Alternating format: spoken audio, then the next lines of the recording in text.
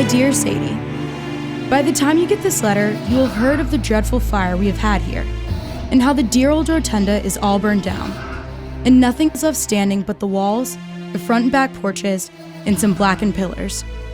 Belle Dunnington, October 28, 1895. It was a quiet fall morning in Charlottesville.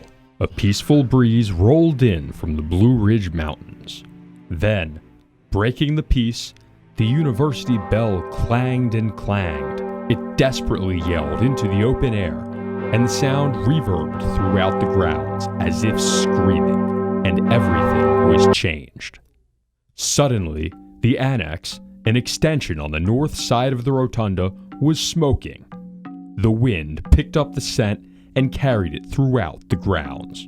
Walter Hancock found himself completely naked, preparing for a sponge bath, when Mrs. Lambeth yelled at him, "The public hall is on fire!"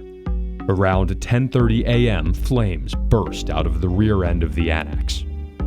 A crowd had gathered around it, and panic ensued.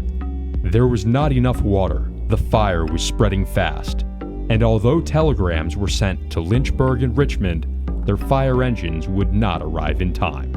Some of the students and professors began running into the rotunda to carry out whatever they could. They lugged as much as possible, by hand, and on their blankets, mattresses, and baskets. Luckily, they were able to save the statue of Thomas Jefferson and nearly all of the library's pictures. However, not everything survived. The famed copy of Raphael's School of Athens, made by Paul Bales, was doomed.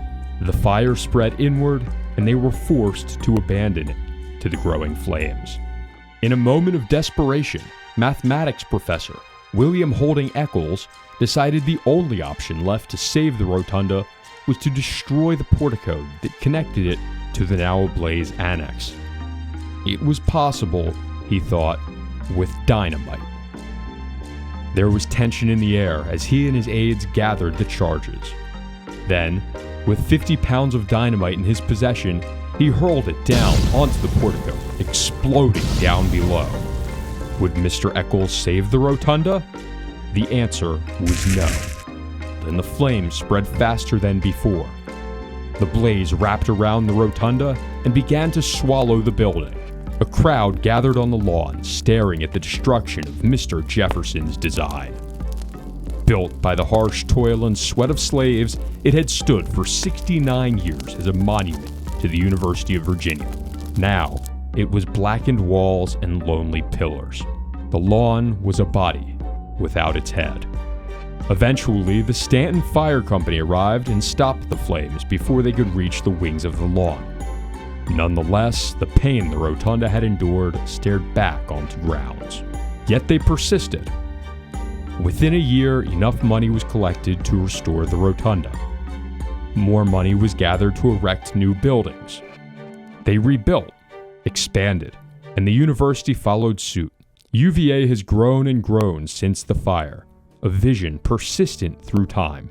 One could hardly imagine what those in 1895 would think if they saw UVA's tremendous magnitude today, a UVA which was able to survive the Great Fire.